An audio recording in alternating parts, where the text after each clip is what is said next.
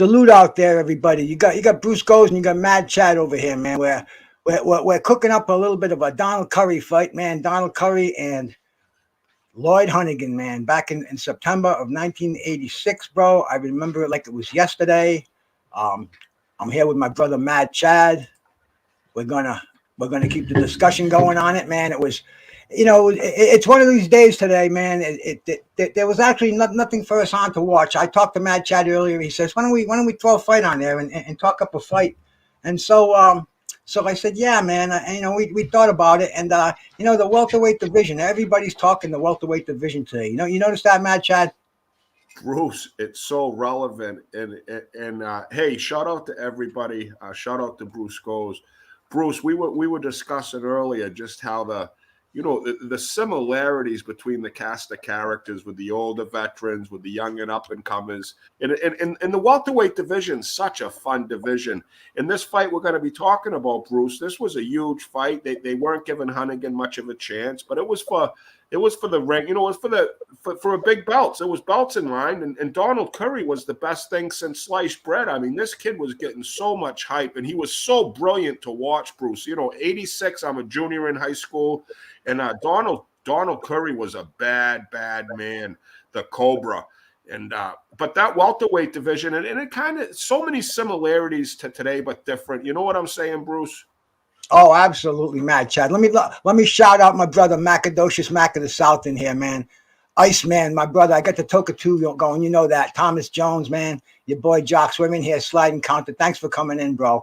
We're going into ancient history over here. Me and Mad Chad, bro. We're watching the welterweight division. It's exploding in front of us.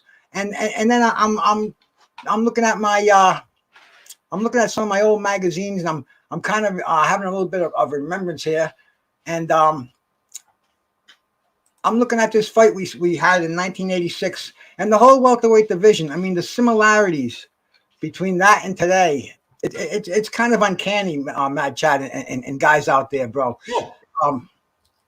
Go ahead, man. No, Bruce, I just went, oh, you're so correct. I mean, see, the Sugar Ray Leonard has retired. He was retired throughout 86.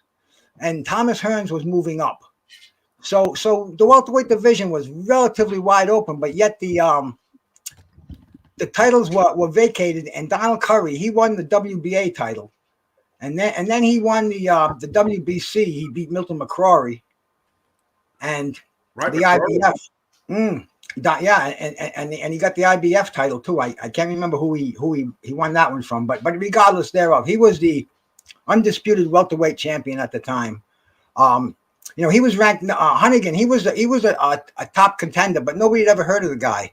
I only the hardcore boxing fans. I thought I was one, but I didn't know much about Lloyd Honeyghan myself. Same here, Bruce. I knew he had beaten Horace Shufford. He was like the biggest name I'd known on his resume. So salute out there, the Don. My bro Thomas Jones, I already got you. Mark from Unrivaled. Here's a character that might appreciate this talk with a couple of OGs are having up here. I didn't want to use that term, bro. I kind of I abhor that term is not for me, bro. I'm not an OG. I'm just a fucking cat out here, bro. I'm getting younger by the day, talking out here, listening to you characters, bro. And anyway, Mad Chad, like I said, Honeyghan, he was the top ranked by the WBC, but the fight was considered such a mismatch. The odds makers refused to even issue a betting line on this fight, which is weird. I mean, you see today 10-1, plus 1,000 odds. They didn't make the odds, but Honeyghan got a bet in on himself from what I was reading. He bet 5,000 on himself at 5-1. And the purses back then, we all say that they were extravagant. They weren't extravagant, but as far as the purses go, I'm reading here in front of me. So believe me, my memory is not like Unrivaled Boxing's down there. A cat, yeah, man, a puma. All right, my brother. Yeah, Curry made 300,000. And Lloyd Honeyghan was $162,750. So the purses, we all talk about how the purses were out of whack back then, and I thought, I thought Honeyghan made $1 million if you had asked me. I would have put him on there as $1 million fighter. I got a non necessarily answering phone call. I'll call that one back later. And Bruce, though, like you say, though, that 300,000 back in '86 might as well be $1 million today. You know.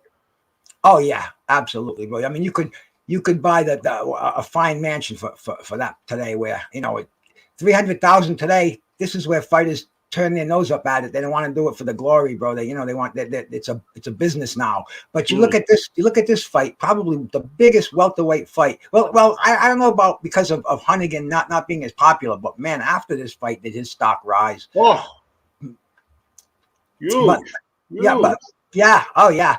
But but like I said, man, I hadn't really heard of him. I thought it was going to be a typical Curry defense because, like I said, this was his his eighth defense overall, and he had also unified the title, which was the IBF was relatively new at the time, and the WBC and the WBA were the recognized belts. But Curry was the man because you got to remember you had Milton McCrory in there, you had Marlon Starling, you had Tommy Ayers. There were some hot contenders back then, and the division was wide open once Sugar Ray Leonard went into retirement. And it's funny, Mad Chad, because the way things are and the way things were. Leonard got out of the division because of an eye injury, the detached retina, and we're looking at today. We're looking at the champion Errol Spence with a detached retina, and how the younger guys like the Virgil Ortiz and the Jerron Boots Ennis. Now they Stalin. Yeah, they would be the Starlings and the Donald Currys of the day. But you see how it's all like nothing is new in boxing, man. It all remains. It's all the same. It's the same. The blueprint's there, Bruce, for being successful, for maintaining your wealth. It's all right there for these fighters. It really is. Yeah, and getting back to Donald Curry, man, he was considered to be a threat to Marvin Hagler at the time. That's how big a name he was. And I have a magazine in front of me here, a 1986, and it doesn't have the this is before the Milton McCrory fight, but they have Donald Curry ranked number 1, and according to Ring Magazine, Milton McCrory was 2, Tommy Ayers was 3, and Lloyd Honeyghan was ranked number 4. And he was well known amongst the aficionados. And then they have the WBA and WBC ratings, and the WBA has him ranked. Wait a minute here. Yeah, the WBA has him ranked number 6, and the WBC has him ranked at number 1. So it's there's like today, there's a lot of discrepancy in ratings, a lot of political and you know how it is, bro. But Donald Curry was universally accepted as the best welterweight out there, the best active welterweight. No doubt about it, Bruce. And I remember it like it was yesterday. This guy was getting so much hype. I remembered he was on the cover, it seemed, of KO magazine, Ring, he was everywhere. And because he fought so brilliantly, and he was, but this fight right here shocked the world. And that's the beauty of this sport, sort of with Camboso Steel. You just don't know. You just really don't know. And, stars lined up right, and we got ourselves a great fight. And Bruce, I'm looking forward to rewatching this fight, man. I really am. Hang on a sec. I got somebody knocking at my door. Take it over for a minute, Mad Chad. Yes, sir. Sick 'em, Bruno, sick 'em. But yeah, I think Iceman said he fought Breland. I mean, there was a Honeyghan fought Vinny Pazienza, I believe, later on.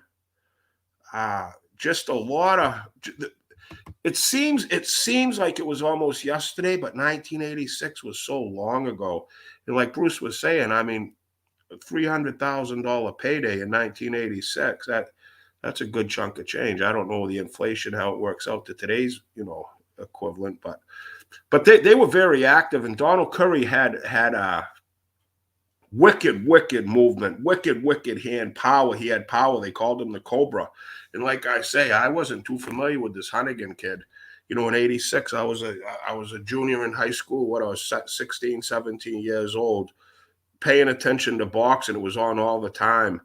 And this is, right around the Hagler's really flying high, and Tyson's on top of the world. Boxing is a huge entity. It's a huge piece of everyday talking. In high school, you'd sit there at lunch and you'd sit there with your friends, and definitely boxing was brought up.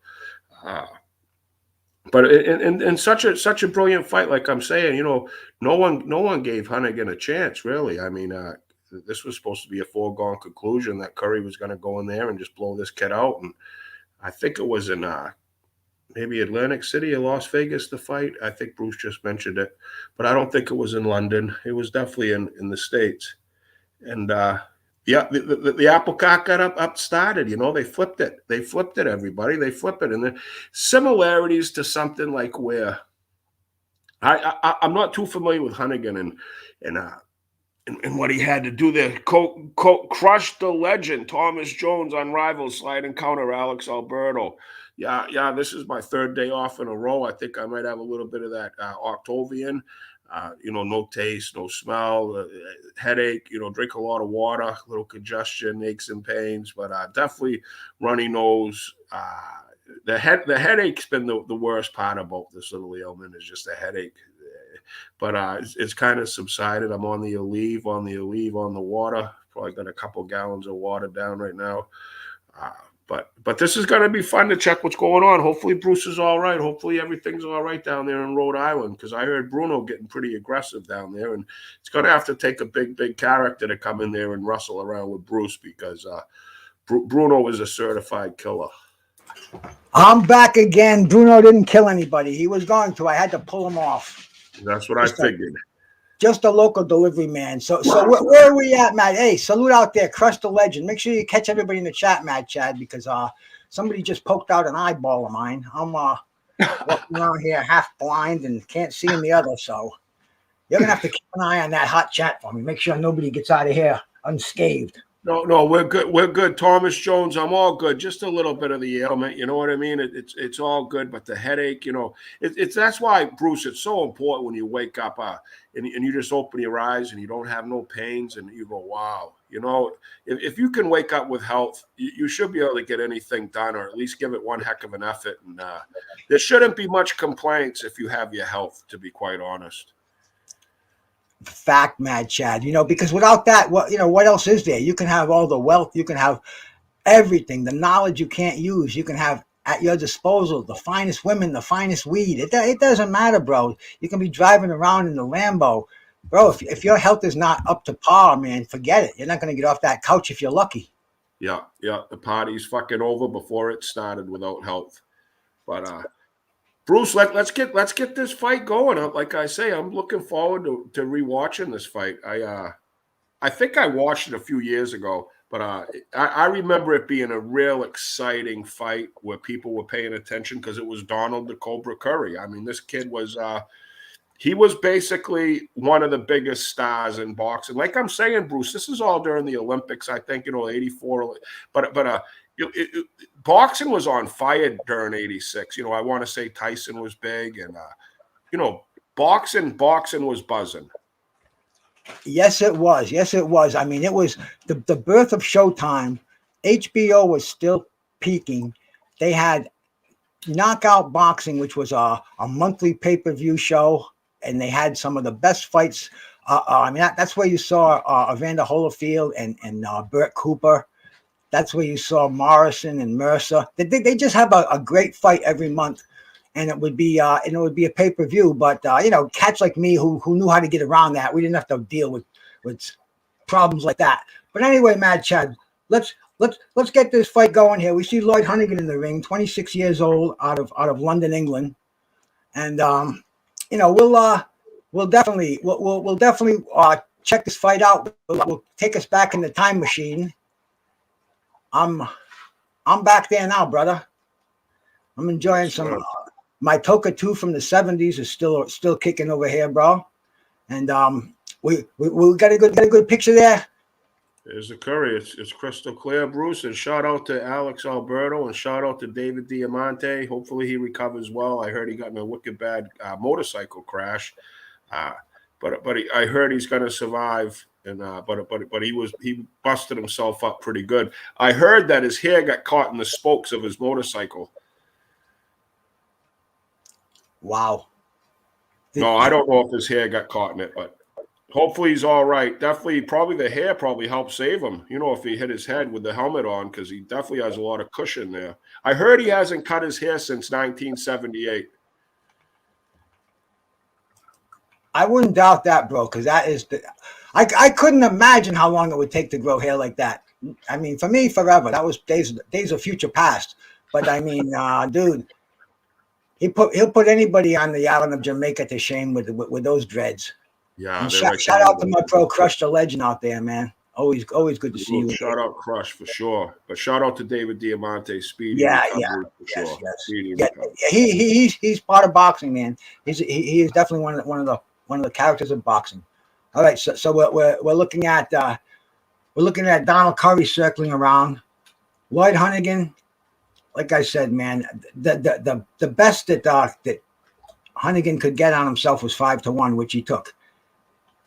Donald Curry was like we said out there earlier, man, major star in boxing. But there was something after this fight, word got around that Donald Curry was, he was dabbling in drugs. He wasn't taking care of himself. He was not focused. He was he didn't get a gold medal. I believe that was a year that we boycotted the Olympic Games. And Donald Curry was the best welterweight in the country, but he never had a chance to get the gold medal. Never had a chance to fight for it internationally. But he surpassed himself as an amateur. I mean, he was well known before he came into the pros. And that was this is a division. Sugar Ray Leonard was ruling the division. They were waiting for young, hungry lions to come up there. And Donald Curry was the best of the lot, bro. He had all the belts when he fought Lloyd Honeyghan here. And Lloyd Honeyghan he's bouncing up and down. He's throwing that jab. Curry, straight ahead, stand-up boxer, classic style. Orthodox as heck. They're so orthodox, Definitely see Honeyghan came to fucking play here, Honeyghan, he's definitely a little bouncy on his feet there. But like I'm saying, almost a feel-out round. I remember Curry watching a lot of his fights. He would definitely start a little slow, Yeah. Not that slow, though, because he had a lot of early knockouts. Yes, but I mean, I think early in the first couple rounds, feel out, just feeling out. I think he's feeling out right here, Bruce. Because how many knockouts did he have? He was known as a power puncher. Great fighter, man. He had, I don't have his record in front of me, but I know that he was undefeated. Both of these guys are undefeated, I believe. Yeah, I know Curry was undefeated. He had. He had his biggest fights with the welterweights we were talking about earlier, Marlon Starling and Milton McCrory. But he was beating everybody out there, man. The fringe contenders, everybody they put in front of him. He had 9 defenses of his title, so this is he was a standout welterweight at the time. This is at Caesar's Palace, Las Vegas.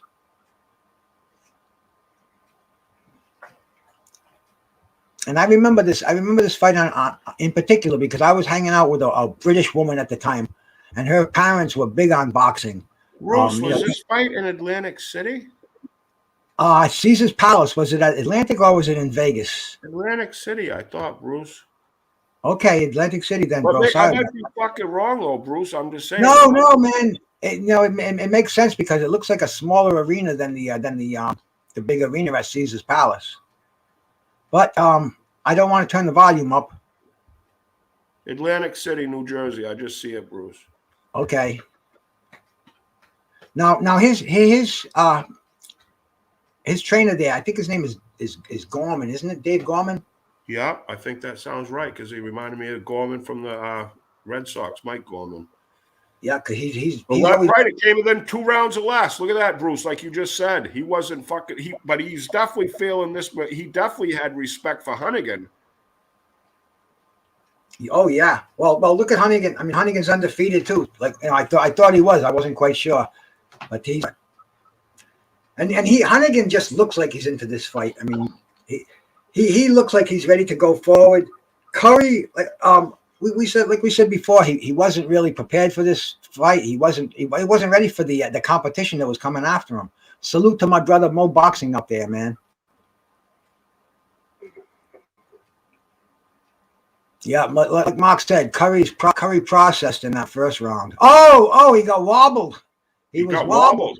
He's holding on for dear life. Yes, right. Yes, he was wobbled big. That was huge. Oh yeah, he's wobbled. Wow, that's a red flag right there. Wow, everybody's going, wow. Exactly, man. Exactly. That was almost like the when Roberto Duran nailed Sugar Ray Leonard in that second round. He did the two-step, bro. Mm. But it's a sign of things to come. You know, Honeyghan just peaked around. Oh, it's saying Caesars right there, Bruce. It's saying Caesars behind the fucking place. Well, didn't they have a Caesars in Las Vegas also, and in New Jersey, Atlantic City? I believe there was. This is what I'm finding. Was this on September 27th, 1986? Yes, sir. This was at the Circus Maximus showroom, Atlantic City, New Jersey. But I could have sworn I just saw a big Caesars fucking Palace sign. Oh no, Caesars Palace. It's right. It's a small circle. They own many casinos. Yeah, they have them all over the fucking world. Exactly.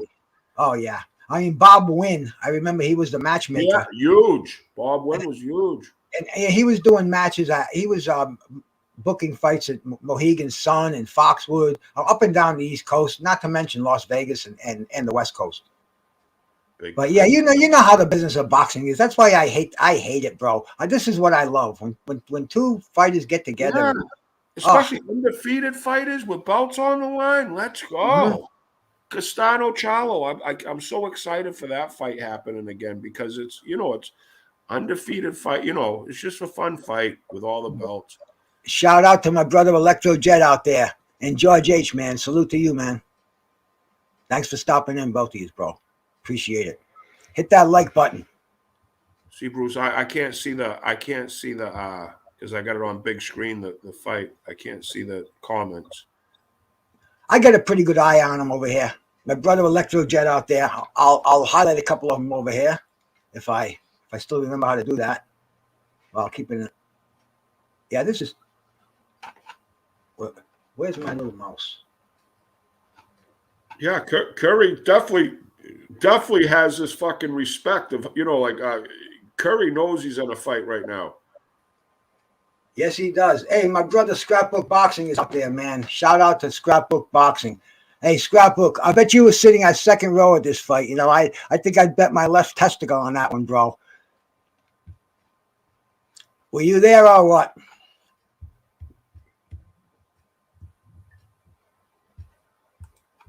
Yeah, Donald Curry it was such a shock to see him get bounced around in this fight. I was amazed. And like I said, I was hanging with this girl from Britain, and she was calling her parents up. And her father, big boxing fan. The guy would get up at 5 a.m. to watch fights in the U.S. So he's hardcore, bro. And he was probably as old as I am now. But regardless thereof, this fight was huge. They were going back and forth, and back then there were no cell phones, so it was $1 a minute on the telephone, man. It was tough. But yeah, look at Lloyd Honeyghan. He's got the confidence up. He's on his toes. Donald Curry's still hanging in there, man. He's still keeping that classic boxing style. He's hard to hit, but Lloyd Honeyghan is bouncing all over the place. He's seems like he's boxing an orthodox style, but he still has a lot, almost like a Marlon Starling. You don't know what's going to happen next. He's got that herky jerky. Look at Scrapbook, absolutely second row, bro. Good, I won that bet. That's one I didn't want to lose, man. You can see Curry is almost tense. He's like exactly. He's very tense. He's kind of like, what am I up against right here? Am I really? Who signed me up to fight this guy? I'm not saying if that's what he's thinking, but I definitely think Honeyghan is definitely giving him something that he wasn't exactly prepared for. Exactly. They talked to Georgie Francis before the fight, and he said Honeyghan was like a caged tiger. He said he was ready to go. Curry's not going to be ready for him, and Mm. just pre-fight hype. Okay, but bro, I mean, it's plain to see that Honeyghan is not afraid of him. Honeyghan's a fresher fighter. He's got angles. He's hitting Curry with punches he's not expecting to be hit with.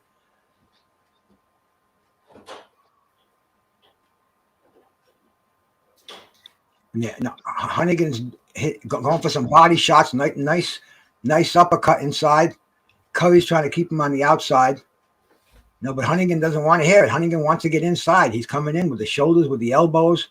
I mean, Curry doesn't want this kind of fight. Curry wants to keep it on the outside. He wants to drop that right hand, but he can't do it. He doesn't have the room. Honeyghan won't get off him. Honeyghan's keeping that shoulder in his face. He's keeping the head on his. Oh, he's boxing him perfectly, man. Yeah, very, very talented game plan with the way he's fighting on the inside, Bruce. Like you're saying, that shoulder right up into his jaw. Look at him dig the body there. Honeyghan's fighting brilliantly. Tremendous.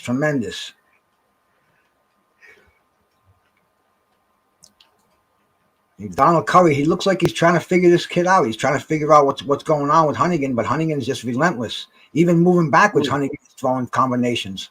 I mean, this has to be Honeyghan's finest performance. Yeah. Oh, the left hook on the ropes, great stuff, man. Great stuff. When he gets in there, he's definitely smothering the power of Curry. You know what I mean? He ain't letting those punches extend. Exactly, and nobody's done that to Curry yet. I haven't seen anybody do that to Curry. Everyone's fought him on the outside. Even Marlon Starling, he could. Yeah. Curry had the answer for that twice. But man, Honeyghan, he's perpetual motion. He's coming forward. He's banging the body, uppercuts. Yeah. Oh, great round for Honeyghan. Lateral movement, head movement, Bruce. He's not staying on one plane. I mean, he's definitely all over the place. Like, he's a hard one to hit right there. This is definitely, I would have to say, Honeyghan's finest performance as a professional boxer. Definitely the finest I've seen. And if we can remember, after this fight, he was on a tear, man. He was beating everybody for a while. He beat Bumphis and I think he fought. Yeah, he fought our man there, Maurice Blocker, Jorge Vecca. I remember Jorge Vecca. Vecca beat him, didn't he? It was a technical draw. I think Vecca pulled something where he took a dive from a low blow or something like that. Yeah. Correct me, Scrapbook. But in the rematch, Honeyghan won the rematch. Shadow 979, my brother, salute. Slide and counter. I think I shouted you out already, man. If I didn't, man, shout out to you. Thanks for coming in. We're going back to 1986 here. We're watching the fight in September that I remember sitting in my living room watching, man. Donald Curry was considered the pound for pound one of the best fighters in the world. I think only Marvin Hagler was ahead of him in most of the rankings. But that's a fight they were building up for, man. If Curry kept winning, he was on the inevitable train crash with Marvin Hagler. But this was the derailment. This is why boxing is so beautiful. You think everything's going to fall into place. You think Honeyghan's going to be the next Sugar Ray Leonard. Excuse me. You think Curry's going to be the next Sugar Ray Leonard, and then something like Lloyd Honeyghan comes down the line, and it just upset the apple cart, as they say, bro. Facts, Bruce. And that's the beauty of this sport, because you can't. I love it, man. Every week it could be someone else in the headlines. It's only anybody with 2 arms and a half a brain can knock you out, can knock out anybody on any given night. We've seen it, bro. We've seen so many beautiful upsets, man. Invincible. We've seen it. I lived it. I was in my prime, and I saw the most indestructible, invincible human being get fucking knocked out in Japan by Buster Douglas. You know what I mean? That just we just sat there, everybody. I watched it on Dollar Street when that happened. We just sat there with our mouths all wide open, going, "What the fuck?" I don't even think no one talked for an hour. Oh man! Even the next day, I was a bartender, bro. I had to open up this club, and I brought the VHR tape with me to work. And I'm telling these guys as they're staggering in the morning. Oh, did you see the Tyson fight last night? And it was just after Tyson was killing everybody, man. Mike Williams, Call the Truth Williams. I mean everybody. And nobody expected anything to happen in Japan that night. And I said, Tyson got beat. What? And I put the tape in, and I think that tape, usually they watch CBS News in the morning, every other freaking thing on a Sunday morning. Not that morning. That tape was looped on play it again. And when I left after my shift, can you leave it? Yeah, okay, what the hell? Everybody's throwing me a $5 tip today, sure. I'll leave it. In fact, I'll make you all one if you keep doubling those tips, man. Let me hit.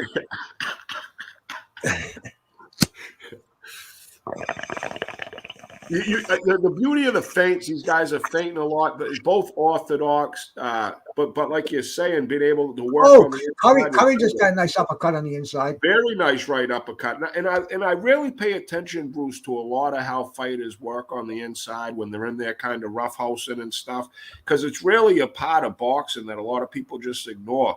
And some of the best fighters in the world are some of the best, trench, hand-on-hand combat type fighters, Bruce. And I think let me read that comment from my brother Scrapbook Chad, if you don't mind. I hate to interrupt that thought. He says, when I spoke with Donald Curry, he told me he was dizzy from his headbutts with Santiago and Montgomery fight, so he quit with Lloyd Honeyghan in protest because of the headbutts. Wow, Scrapbook, thank you for that gem, brother. And he actually quit in this fight, man. We're watching the fight. Keep watching what's happening. But wow, I didn't know that, man. Isn't that something, man? Isn't that like a little gem that Scrapbook drops in there, bro? I'll never forget that, man. Thank you, bro. Big time, but Honeyghan's beating him up, I would say, almost on the inside there. He's getting just rough with him. He's chasing him around. He's stalking him. Yes, he might have been dizzy, but I think Curry was like, I'm not ready tonight. I'm just going to get my ass kicked because Honeyghan looks like the better fighter. You think that was an excuse, Scrapbook, or do you think that was the truth? I mean, do you really think that a fight is going to quit over headbutts? I know it frustrated Mike Tyson, and that's why he says he bit Evander Holyfield's ear off. Yeah. But and I've never experienced massive headbutts like that. I think the hardest I got hit over the head was when I stepped on a rake. Ooh. But I can only imagine, getting hit with with that coconut for after 6-7 rounds, and you're seeing blood coming out, you're seeing welts on your eyes, and it's so frustrating. Oh. But to quit the Undisputed Championship of the world, bro. Yeah. Oh wow.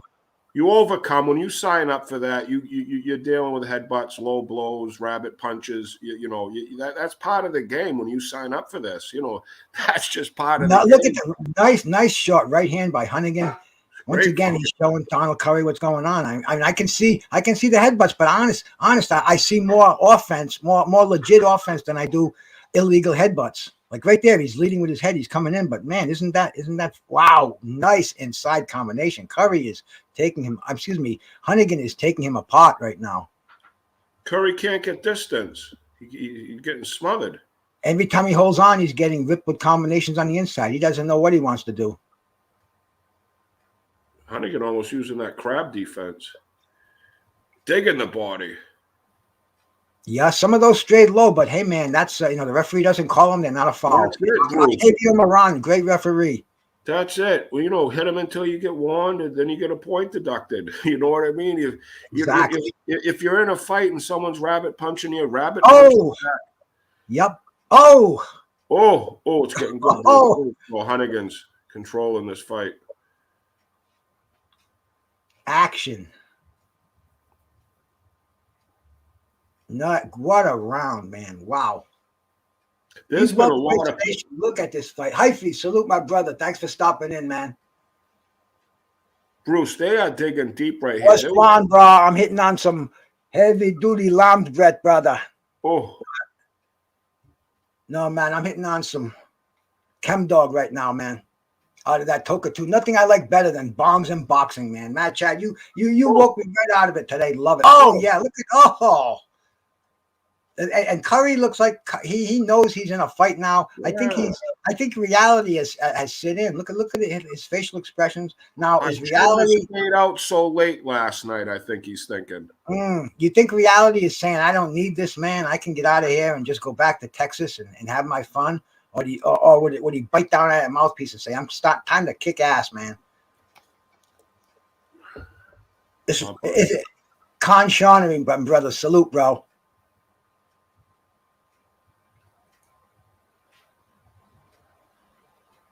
Yeah, Donald Curry. It doesn't look like he's beat up right now. He's keeping his offense up there. Hands haven't dropped, but he doesn't. He's not throwing punches anymore. It looks like he's just waiting for Honeyghan to come in and push him off. There he goes with the jab. But okay, combination. Curry's still around, but he's getting answered back. He throws a combination. He throws a 2-puncher. He gets answered back with a 4-puncher. So man, this is Donald Curry is overwhelmed in this fight. I don't think he knows what to do. All the talent he has, I just don't think he can pull anything out right now. Maybe that brain is in a little bit of a fog. Maybe from that second round, almost where he got knocked down, Bruce, he got buzzed pretty good early in this fight. You know, yes, he did, man. His equilibrium could be off the whole fight from something like that. You know, you're just not right. Sometimes you get buzzed, you're just not right. No, many fighters have said that. I can't think of any off the top of my head now, but many fighters have said they don't remember the fight after that knockdown in the second round. Yeah, how many times have you heard that? They don't remember until they get to the dressing room, whatever. Yeah. You know, and then a lot of times they go on there was I'm sorry, Matt Chad. There was a headbutt. Yeah, there was a headbutt. And we got some blood coming instinct. Because they are fighters, it's in their DNA. It's just they go on instinct, Bruce. They don't, they're just going on instinct. But it doesn't look. It looks like Donald Curry is almost losing that inner fighter, man. You know, the guy that we saw. The Cobra. Yeah, exactly, man. The Cobra's not the gardener snake. You know, in the 80s, that was the biggest pitfall in boxing was the drugs, bro. I mean, right. the crack was there, the cocaine, and man, if you had money and you looked like you were the man, you hung around with the dudes, man. It was a temptation. Jerry Cooney, like you say, Bruce, right? Oh. Now these guys are rock stars. It's like when Keith Richards gets off stage, there's gonna be fucking drugs and women around. These guys get out of the fucking ring. There's drugs and women around. These guys exactly. Curry was a fucking. Oh, nice combo by. No. Shout out my brother Big Duke out there, man. Shout out to Big Duke. Shout out Big Duke. Honeyghan's busting him up, Bruce. No, yeah, Honeyghan. He's surprising. I think Curry is the biggest. Has got the biggest surprise here. But man, he's busting him up, and he looks like he's taking all the fight out of him. Look, he doesn't want anymore. He's done. He's done. He looks winded. He looks beat up, and he looks frustrated. He doesn't look like he has an answer. And they're saying, "Wow." There's the doctor in his corner. That's the easy way out. I think they stopped. I think they stopped it in the corner. I think he quits on his stool, bro. I haven't watched this fight in 20 years, bro. But wow, nice inside uppercut by Curry in that clinch. But the headbutt, he doesn't like those headbutts. He's in a war right now, and Donald Curry, he's always been he knows it. He's not coming out, bro. Right. That's he's the champ. One of the biggest upsets in the welterweight division that I've ever. I had Donald Curry on a pedestal, bro. He was the tops, and he was the top welterweight in the world at the time. In my books, I was waiting for the Hagler showdown. That was what it was. That was what it was gonna happen. That was what it was all about, man. He was never the same, right? Because Curry never lived up to those expectations, right, Bruce? I mean, because he was expected to be. I would have to say, yes, he was a champion. Yes, he had a great career. He could even look at that career and say, but the professionals at the time, like I say, I was a teenager, but I think the people that were, talking boxing, they were expecting this guy to be a superstar for a minute. And I don't think he lived up to his expectations. Well, see, he lived in the Larry Holmes syndrome. He followed Sugar Ray Leonard. He was expected huge things. All that weight was put on his shoulder, especially after he cleaned out the welterweight division and was undisputed. And I mean, obviously, but I don't know if it was the pressure, the notoriety, the fame, whatever it may be. It was the downfall of Donald Curry. He just never he never fulfilled the shoes. He like Larry Holmes fulfilled the shoes that he was given to wear. And it's hard to do that. It's really hard to do that. But Donald Curry, just look who he followed, bro. I mean, it's something that's almost a classic story in boxing. When you follow a superstar and you have to live up to that superstar, it doesn't happen. Not 9 out of 10 times it doesn't happen. In fact, I don't even remember any times well, once again, bango, my memory was saying Larry Holmes. Yeah, Larry Holmes didn't surpass it, but he lived up to it. Now, Bruce, when you look at Donald Curry's like his next two fights after the Honeyghan fight are both disqualifications.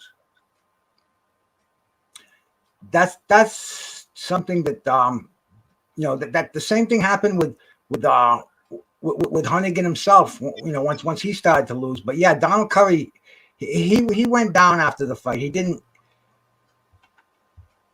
He never came back to what he was originally. And he had he had some life and death fights out there. But after this fight, like you're saying, Michael Nunn, Terry Norris, right at the end of his career, he got knocked out by both of them. But my God, he fought Mike McCallum, he fought Michael Nunn. He was definitely a name. In fact, some of the fighters they're not as well known. Guys like Lupe Aquino, Gianfranco Rossi, Rene Jaco. But all these guys are champions. And the Rene Jaco, and I'm reading this right now. I remember these things, but the names I don't. So I had to go back to Box Rec. But Rene Jaco, that was the upset of the year when he beat Donald Curry. That was like, what the heck? That was as big as Lloyd Honeyghan. Because Curry was on a comeback, and everybody thought it was just a little glint, little bump in the road for him. But he never came back. He never achieved the heights. And what's a strange thing? He beat Marlon Starling twice. Yeah, I think Marlon Starling overall had a much more impressive career.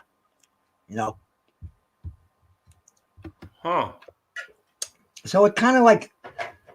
Yeah, Marlon Starling couldn't beat Donald Curry. In fact, when they fought, it was early in their careers. They were both undefeated. One was NABF champ, the other was USBA, and I couldn't believe they were putting these guys together. They were. I know. 15 rounder.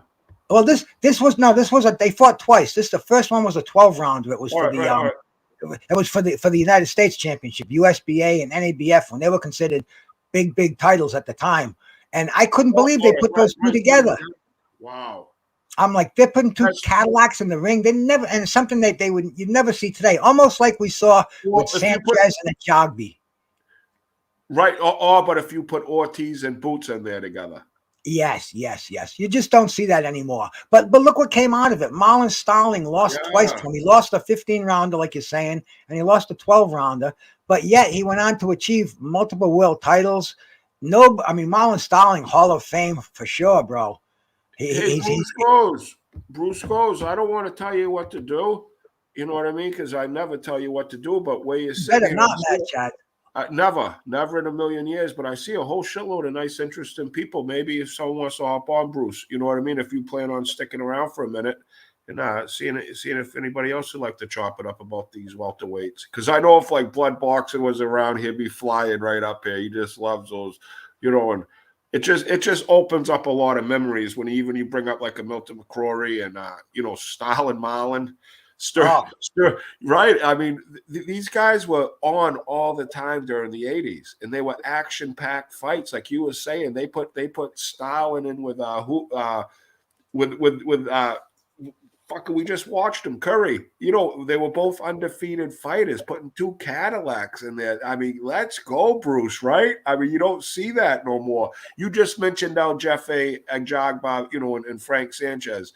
That's pretty interesting for them to do that, Bruce, because that makes it fun when you see two undefeated guys going in there, with high potential. And I think it worked out great for both of them, honestly, go testing the waters that early, It didn't hurt Marlon Starlin. Not at all, man. Not at all. And that's why I say today, an L is nothing if it's a gracious L. It's only going to enhance your career, bro. You know, it's going to show how tough you are, you know, in defeat and in victory. And it's boxing. Somebody has to get that L. It's not the end of the world if you understand the game of boxing. You know, you look, I can't name a fighter who I consider one of the top fighters of all time that doesn't have an L on the I can't either, Bruce. On their record, bro. I mean, you know, you can give me names of some fighters who retired with an undefeated record, but they're not going to be on my list of the, you know, the all-time greats. Kui, darling, my love, thank you for coming in, man. I really appreciate it, man. I always brightens up my room when you come in here, man. Peace to you. I'm in here with my brother Mad Chad. My brother Mad Chad's an unfortunate victim of COVID, bro. He called me up. He wanted to do something on here. I said he wanted to watch an old fight. I said, hey man, you want to chop up Curry and Honeyghan? And he says, yeah. So man, I set this thing up without even preparing anything for it. We're just seeing how we can do. I don't even know why we're still on here. We did what we set out to do. Yeah, we did, and it was very, very fun. And Bruce, I do have the test coming today because I haven't been able to find the test because they've been sold out. And at the pharmacies they're backed up. You can't get tested to the 28th. But my girl found the test, so I'm going to take the test. But I'm almost thinking for sure, Bruce, that I might have it. You know, just for the fact I don't have no taste. I've severe headache there, congestion, body aches. So I'll find out for sure later on today if I have it or not. But I think I might have the C19 Octavian. Unrivaled boxing. How you doing, brother?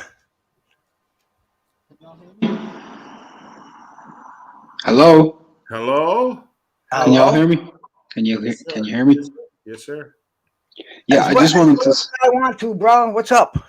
I just wanted to jump on and say thanks for the stream. It's really got me through the last 45 minutes or so. I just really appreciate it. Thanks, guys. Have a good one. Hey, bro, man, that was cool. That's very cool, Mark. Right, he said that in man. the chat. It's getting me through. But Mark likes to listen to boxing, and definitely honored Bruce when he swings by and says it's getting me through. Shout out to Bruce Gold. Shout out to Unrivaled. Very, very cool, bro. Very cool. Like I said, Mad Chad earlier, bro. I don't even know why we're still on here, but it's fun. It's fun. We're on. Right.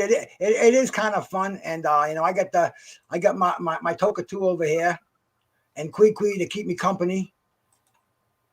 Bruce, perfect records in audible, 0 defeats, Berger, the most face competition out there.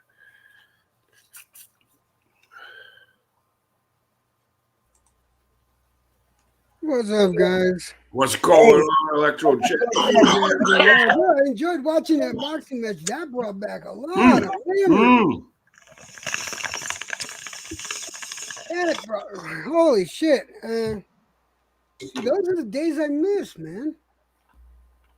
Yeah. Well, but the thing about it is, my friend, we can't live in the past, but we can go back there every once in a while and take a nice bath in it, talk about it up here. Yeah. But I'm concentrating on the future. I like what's going on now, bro. I know. I get you, and I do like what's coming up. I like I like the new blood coming out. The 18, 19, 20, 21-year-olds that are coming out up to 24. These guys are not playing that political game, or they're not playing that waiting game. They're fighting, but it's great to see. But when watching I love it, bro. I love it, man. The fight, watching these two go at it, it's like, holy smokes, that's a breath of fresh air right there. It's like, that song Memories. Well, it was a great upset too. That's what I love about boxing. That is that was the magic of this fight. Nobody expected Lloyd Honeyghan to even survive more than 5 or 6 rounds. And bro, we just watched he kicked Donald Curry's ass. And the thing is, back then Curry was no joke. That's the thing. No, we talked about that earlier. Curry was considered as the top pound for pound in boxing, aside from Marvin Hagler, and that's the fight that they wanted to eventually make. But yeah, no, that was great to see. But yeah, like I said, like you were saying, looking towards the future. But these new young guys that are out there, like Morrell, for instance. My goodness, that guy is amazing. Morrell's amazing. Munguia is amazing. I like Benavides. Once he pulls his head out of his ass, he's a good guy. I like Holyfield's kid. He's showing some potential. And then that Ollie Walsh. Let's see what he turns out to be in a couple 2-3 years. You know what I mean?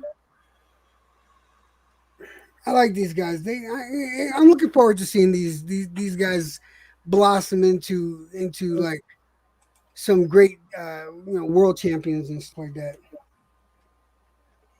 And of course, I'm a fan of a Bobby, but it is what it is. They need to give him a step up or two. White chocolate. Yeah, I like a Bobby. He's fun. He's fun and all. He needs to fight a harder competition. He needs to fight much harder competition. I think though that's why he can't fight Max harder, because if he does, he's gonna get knocked out. Well, maybe that's exactly what he needs. Right, but I think they're just moving him protectively. I almost get a protective sense. But who knows? I don't know, Jed, but I don't think the kid's got much. I don't think he's gonna be a world champion. No, Bobby, I don't know about being a world champion, but he's got a possibility. If he see, I saw a lot of holes in his last fight. I saw a lot of. He was susceptible to. He was susceptible to the jab. He was susceptible to an inside uppercut, and he needs to be able to cover that stuff up. And the only way that he's going to learn is that if he mixes it up with somebody that's going to throw more than one punch at a time, because his last opponent only threw one punch at a time. So I will. Let's see. Crush the legend says Walsh will not last long. Well, let's see. Sean Connery says Marciano had a 49-0 record, but his biggest wins were against fighters in past their physical prime, like Jersey Joe Walcott, Ezra Charles, and Archie Moore. Yeah, you might say that, but the thing about Marciano is he fought every heavyweight out there at the time. He was undefeated as a heavyweight, which is pretty freaking amazing right there. And he always had back problems. He got out of boxing. Like everybody says, he did it before Floyd Patterson and Sonny Liston. He was in the right place at the right time. But hey, man, you show me a heavyweight that retires undefeated with the heavyweight championship of the world, and people who fought Rocky Marciano will tell you, man, he had a right hand that would take your head off. So can't speak too ill about somebody with a record like that, man. No, shout out to Marciano. Yeah, shout out to Marciano for sure, man. One of the goats that people don't want to acknowledge. Y'all gotta respect the history. We wouldn't have boxing today if it wasn't for what was going on before. So that being said, you gotta respect the goats. The old schoolers are definitely there. They have so much knowledge. There's so much information for you that you can get from their fighting styles. There's so much you can learn from those fighting styles, those fights back then. So you can't just dismiss them. Hey, bro, we just came up here to do that one fight, and it's funny because everybody, we love boxing so much that we all generate, we all magnet to it, and over here, the classic fights like we're talking about, Marcianos and the Joe Lewises, the Jersey Joes, and even the fight we just saw, bro, that was really slugging it out. I'd love to see how something like that happened today. The things that we just don't see. I wanted to restream some old boxing matches, but I don't know if I'd get in trouble for it or not. From another YouTube channel or something, because I wanted to show some of them older fights, but I don't know what I'm allowed to do and what I'm not allowed to do. So I don't do it. all I can do is talk about it or watch it and then talk about it with it fresh on my mind. So, but that being said, I'm gonna have to do some research and see what exactly I can show from other channels. Contrast Shawnee says it's not dismissal, just a contextual observation. Marciano was a beast, but did not have the level of competition Ali had to face in the 60s and the 70s. You may be right. Yeah, I wouldn't argue with that. But he fought what was out there at the time. That's all that can be said. If this was the competition out there at the time, if that was the highest level of competition, what is he going to do? He's fighting everybody that he needed to fight, and he was undefeated. So, what can you say? That's it, Matt. That's it, Jed, because you really don't hear anybody saying that he ducked this particular fighter. Hey, Mark, thanks for stopping back in, bro. Just about to shut it down. What's up, Mark? bro? How you doing, brother? Bruce. Hello? What's happening, my brother? I just wanted to say, Bruce, it's been a brilliant stream. Jed, get the fuck off the panel and let this man leave. No, Jesus Christ. Thanks, I appreciate that, you fuck. The show's not over yet. The show's not over yet. Oh, the timing couldn't have been more perfect, huh? What's happening, brother Doc? How you doing, man? I'm doing good, man. How are you? I missed it, man. God damn it. Fantastic fight. Well, we just did a playback. Matt, yeah. Chad, and myself. We did a Yeah. We did a playback of the Donald Curry and the Lone Star Cobra. I know. No. Hey, Con Shanry, what's up, brother? No, that's not Con Shanry. That's Mark again. Yeah, I'm getting in this with listen, Bruce, I'm trying to save you. Yeah, Doc and Jed are both on here. Neither of them have lights. You need to get the fuck off because they will try and keep you here for 6 hours. I know, bro. I know. I don't know what to do, man. I'll tell you what you do. You put us all backstage and you do your sign off. You put us all backstage and you do your sign off. Eject. See, even I'm telling you, eject. I would feel rude, bro. He's saying that because he thinks that I had Queen. What's her name? I can't remember. Queen Cheney on too long yesterday because I was up there for 6 hours with her, and that wasn't my fault. I don't know what you're talking about. What is? You went there yesterday. But Mark, I know what you mean, bro. It's kind of like you open up your car door, and all of a sudden, man, you get 3 fucking dogs jump in the back seat. What are you gonna fucking do? This is why people can't hit. Hey, this is why people can't hitchhike anymore, Bruce. Here's the thing you definitely need to know about Doc, right? And it's very important. Doc comes on to YouTube for 5 days every 40 days. But during that 5 days, he clocks in 120 fucking hours. You need to get off now. I put in the work. What's wrong with that? You need to get... I'm trying to save you, Bruce. It's not rude. You tell these 2 bastards to fuck off. Yeah, it's hey, if I'm late to the party, that's the way it goes. I can take it. Hey, bro. No, really. I've actually probably taken up a lot of our other brothers and sisters' airtime over here, man. I wanted to just shoot this little shit out with Mad Chad. He's gone. Yeah. I'll let you guys end it off. Then we'll go somewhere else. Jed, go ahead, man.